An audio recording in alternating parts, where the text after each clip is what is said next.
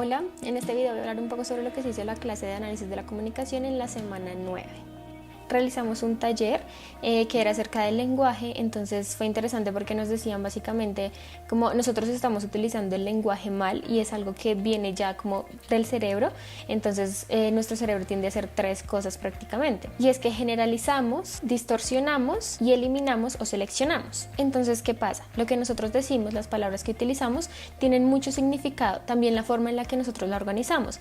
Es por eso que como profesionales, pues la lectura también nos decía que tenemos que ser muy cuidadosos en la forma en la que usamos las palabras y tenemos que organizarlas bien para transmitir lo que nosotros queremos transmitir, porque además hay que tener en cuenta que las palabras y cómo nos referimos a situaciones, esas palabras que nosotros usamos no son la realidad misma, sino son simplemente una representación de esa realidad que queremos comunicar a los demás. Entonces, los tres problemas que mencioné anteriormente, el primero es el de la generalización, y esto quiere decir que básicamente nuestra experiencia cuenta como si fuera la experiencia de todos y por ende así mismo tienen que pensar todos. Y aquí va el clásico ejemplo de que todos los hombres son iguales o todos los perros muerden.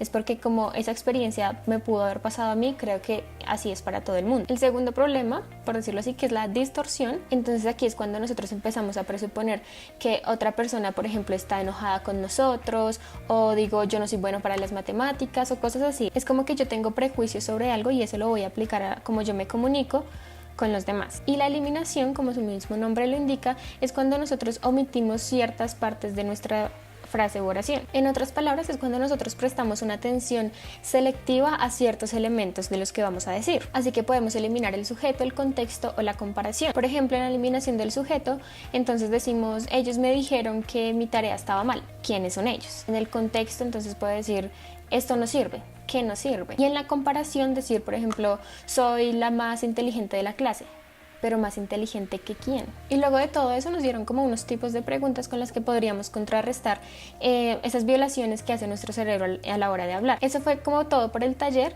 y ya luego el profesor nos dejó como una tarea, un reto, por así decirlo, de tratar de tener una conversación en la que no le preguntáramos a la otra persona el por qué. Yo la pude hacer con un amigo de camino a la universidad y fue un poco complicado porque uno siempre tiene la necesidad de preguntarle a la otra persona el por qué de todo. Entonces me tomó un poco de tiempo como para reformular las preguntas que quería hacerle y no utilizar la palabra ¿por qué? La conversación que tuvimos fue muy normal, era prácticamente él contándome sobre que ya iba a terminar su carrera, entonces que estaba como un poco estresado, ansioso, porque la verdad no sabía qué hacer con su vida prácticamente. Entonces todas las preguntas que se me venían a mi cabeza era como, bueno, ¿por qué no haces esto o lo otro? ¿Por qué no dejas de hacer esto? ¿Por qué no pruebas tal cosa? Pero entonces tratar de suprimir esa pregunta por decirle, bueno, ¿y cómo es que no puedes hacer esto? ¿O de qué manera tal cosa? Fue la verdad difícil, pero resultó siendo una actividad bastante interesante porque la conversación fluyó un poco más, de manera que ya no, como no le preguntaba el por qué, entonces no me metía como a ese terreno de sus creencias o lo que, cómo se sentía, sino fue algo como más objetivo, por así decirlo, de manera que él no me decía, no, porque es que me siento así o tal cosa, sino fue como con hechos, con las realidades. Entonces, no, me saqué tal promedio, entonces puedo hacer esto, puedo aplicar a tales empresas. Entonces se desarrolló como mejor la conversación, y creo que es una técnica como muy buena para llegar a conclusiones que no están basadas como en los sentimientos de uno, sino que dada la circunstancia que uno está viviendo, entonces te permite llegar a una conclusión como más racional, por decirlo así. Además de esto, mientras íbamos hablando, él decía varias cosas que yo iba reconociendo gracias al taller que vimos, como por ejemplo él omitía el sujeto o el contexto,